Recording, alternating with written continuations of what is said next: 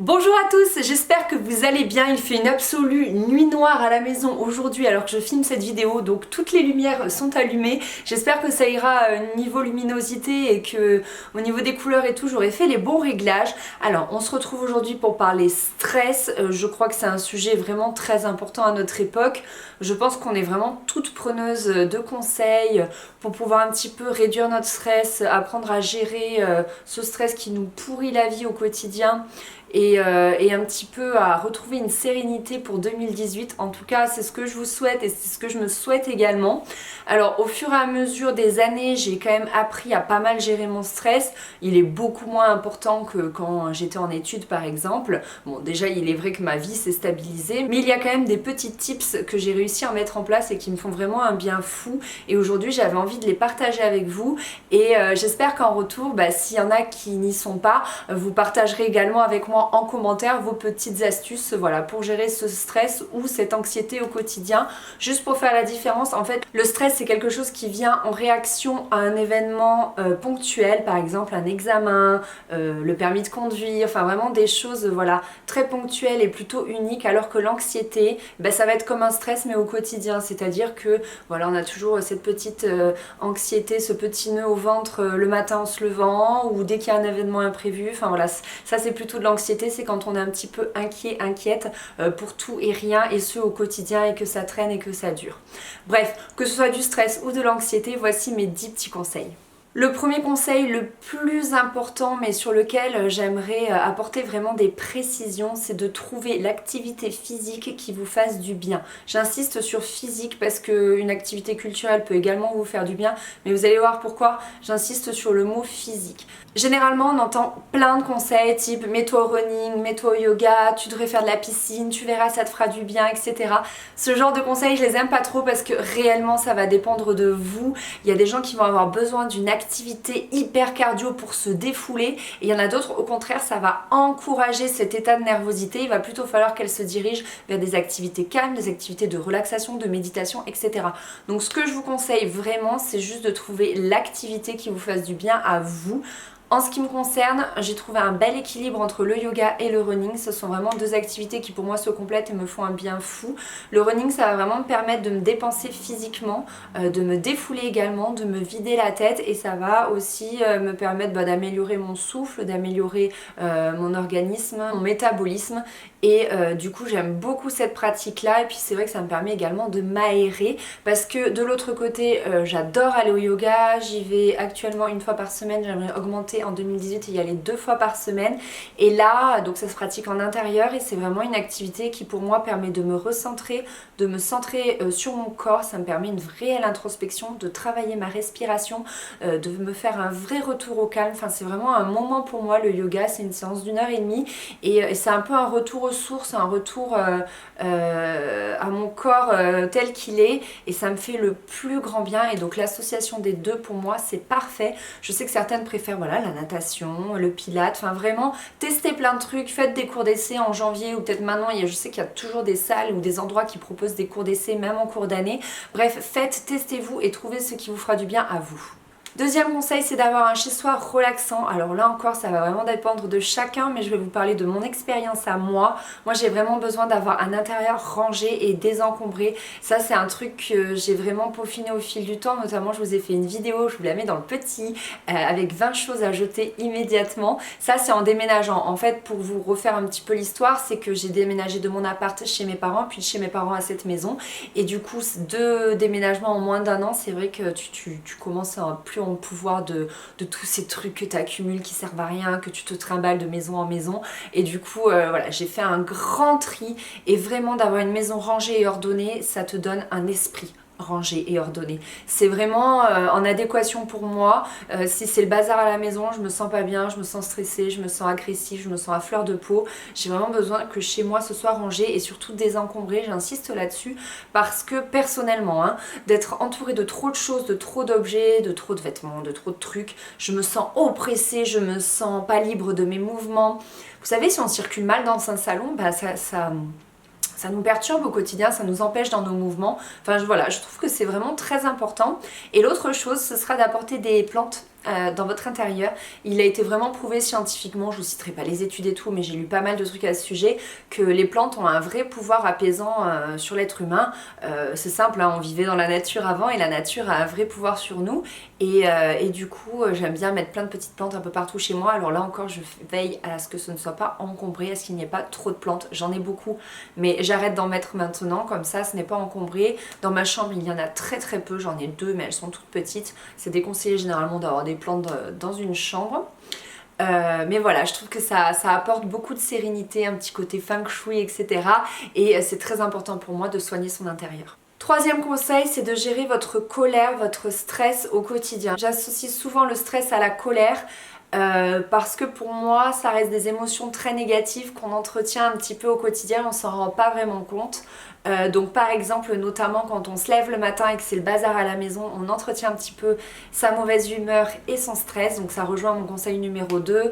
J'ai l'exemple par exemple en voiture, quand il y a des bouchons et qu'on s'énerve, ça ne sert à rien. En fait, la colère, c'est une émotion primitive qui nous sert à la base à exprimer notre mécontentement et à montrer ce qui ne va pas pour nous. Donc le but, n'oublions pas, c'est de l'exprimer. Quand vous êtes dans un bouchon, vous ne pouvez l'exprimer à personne. Vous ne pouvez pas aller régler le problème, aller voir la personne, aller voir le bout du bouchon pour aller régler le problème. C'est impossible. Donc là, il faut vraiment prendre votre parti, souffler un grand coup, vous mettez votre musique préférée et je sais pas, vous utilisez ce temps-là comme un temps pour vous, vous écoutez votre émission de radio préférée. Je sais que moi, quand j'avais 30 minutes de trajet pour aller au travail, j'adorais par exemple écouter le 6-9 de Virgin Radio. C'est des blagues pourries, mais ça me faisait tellement rire que du coup ça m'enlevait tout le stress de la voiture. Il y a d'autres exemples aussi quand, je sais pas moi, quand on est dans une file d'attente et que c'est long et que ça nous énerve et qu'on est stressé parce que le temps passe, pareil, on en prend son parti. Moi, quand je sais que je vais avoir une longue file d'attente, je prends un bouquin avec moi, un bon bouquin, et comme ça j'ai pas la sensation de perdre mon temps et je suis beaucoup moins stressée. Quatrième point, c'est très important de parler. Donc là, ça rejoint un petit peu mon troisième point. Je vais vous expliquer pourquoi. Je vous ai dit que la colère servait à dire ce qui ne va pas pour nous, à dire qu'on n'est pas d'accord. Donc plutôt que de garder pour vous des situations qui ne vous conviennent pas au travail, à la maison, en famille, etc., c'est très important d'en parler, de crever l'abcès. Ça enlèvera toutes les émotions négatives et ça enlèvera beaucoup de stress au final parce que vous vous sentirez bien dans vos baskets, vous vous sentirez beaucoup plus à l'aise et la situation sera clarifiée en fait. C'est très très important selon moi. Et aussi toujours dans l'idée de parler, c'est de dire quand ça ne va pas. Ne gardez pas les choses pour vous. Alors bien évidemment, il ne faut pas le crier sur la terre entière. Moi je trouve que les réseaux sociaux sont vraiment pas réellement fait pour ça, mais parlez-en à votre conjoint, à votre famille, à vos amis, je sais pas, trouver la bonne personne, mais c'est important de mettre des mots sur ces mots.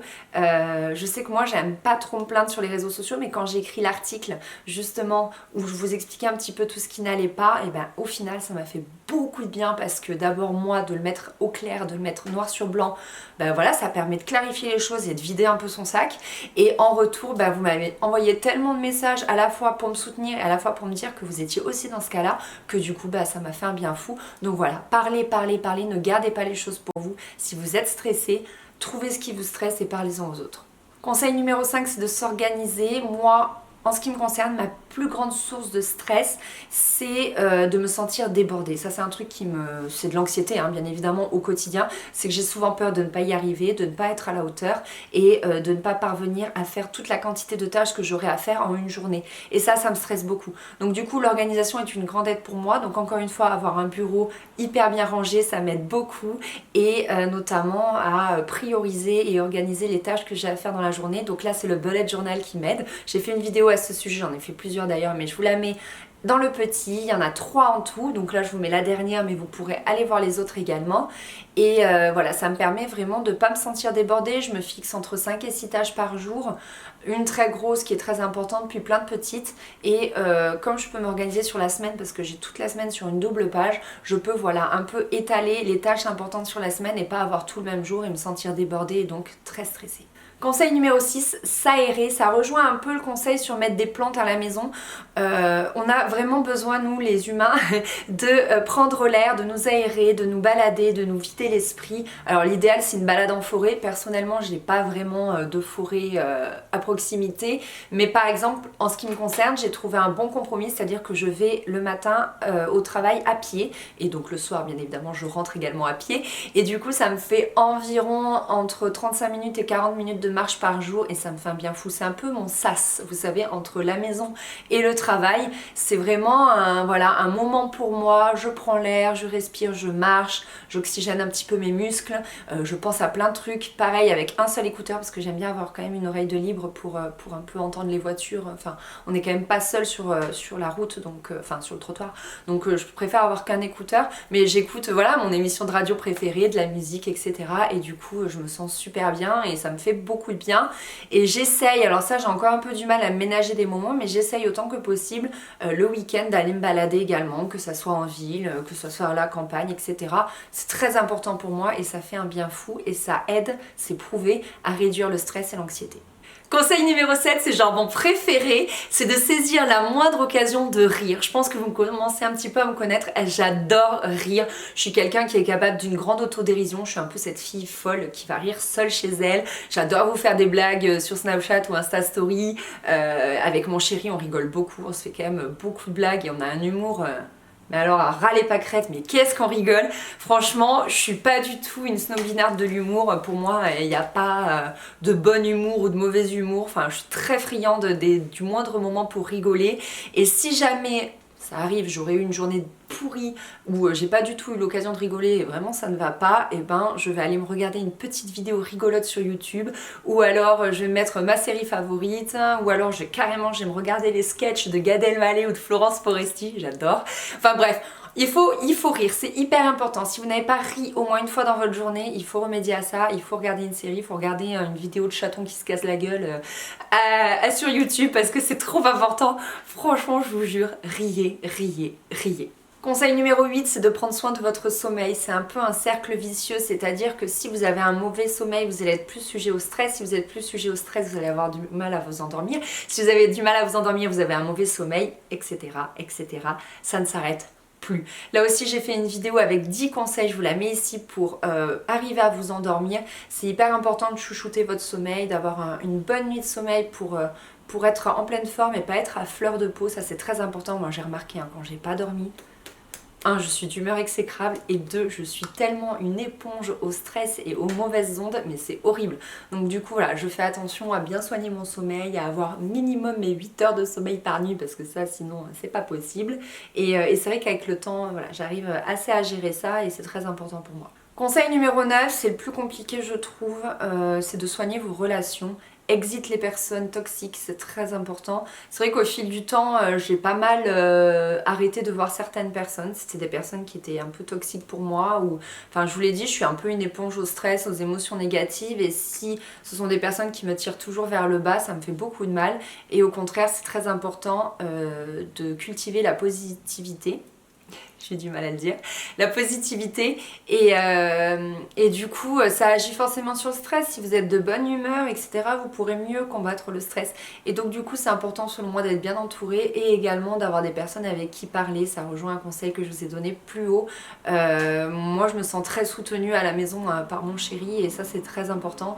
Dès que ça va pas, je peux lui dire, je ne serai pas jugée. Pareil, j'ai des amis en or à qui je peux parler, je me sens juste bien et je pourrais tout leur avouer, je serai jamais jugée, pas toujours comprise, c'est pas grave, mais néanmoins j'aurai voilà, une oreille attentive à qui me confier, et ça vaut tout l'or du monde.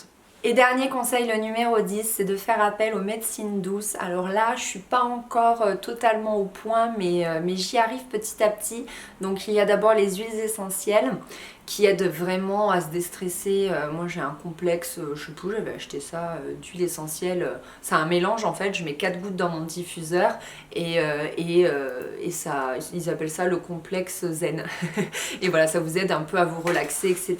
Je vous mettrai des liens en barre d'infos si je trouve des trucs. Et sinon, bien évidemment, tout ce qui est acupuncture, naturopathie, homéopathie, etc. Alors moi, je travaille sur l'homéopathie. Alors moi je travaille avec l'homéopathie par rapport à mes allergies. mais je sais que ça peut faire aussi beaucoup au niveau du stress. Je vais bientôt voir une naturopathe, le rendez-vous est pris, donc j'ai hâte de voir un petit peu ce que ça va pouvoir donner par rapport à mes maux d'estomac et par rapport un petit peu à mon stress. Et sinon l'acupuncture j'ai jamais fait, j'arrive pas à sauter le pas. C'est vrai que j'ai vu beaucoup de spécialistes dans ma vie, plutôt côté médecine traditionnelle, et j'ai l'impression qu'aujourd'hui je suis usée et j'ai plus trop la patience, ni le temps, ni l'envie, ni la motivation d'aller voir d'autres spécialistes, mais côté médecine douce, mais je sais que je devrais. Donc le premier pas c'est vers la naturopathe, et ensuite j'aimerais beaucoup tester l'acupuncture. Et sinon, si vous avez d'autres idées de médecine douce, je suis assez partante, assez prenante. Et notamment, j'ai des copines qui font du Reiki. Alors, je saurais pas trop vous dire ce que c'est, je vous conseille plutôt d'aller voir sur internet. Mais elles m'en ont dit vraiment de bons retours. Apparemment, ça fait des miracles, et du coup, ça m'intéresse assez d'aller voir de ce côté-là. Donc, bref, à voir. Voilà tout le monde, cette vidéo est terminée. Encore une fois, je l'ai doublée d'un article parce que je trouve ça bien sympa. C'est aussi bien pour celles qui aiment lire. Et puis voilà, ça donne deux supports différents et je peux souvent beaucoup plus développer sur un article. Je peux écrire plus de choses. C'est comme sur ma vidéo détox. Au final, j'ai pu dire plus de choses dans l'article que dans la vidéo. J'espère que ça vous a plu. J'espère que ça a pu vous apporter plein de petits conseils, plein de petites choses que vous allez pouvoir réutiliser. S'il y a des choses que j'aurais pas dites, j'ai hâte que vous me les donniez en commentaire parce que je pense que ça peut aussi aider les autres et c'est toujours intéressant d'échanger avec vous. Et puis bah écoutez, je vous dis à très vite pour une prochaine vidéo. Je vous fais des gros bisous.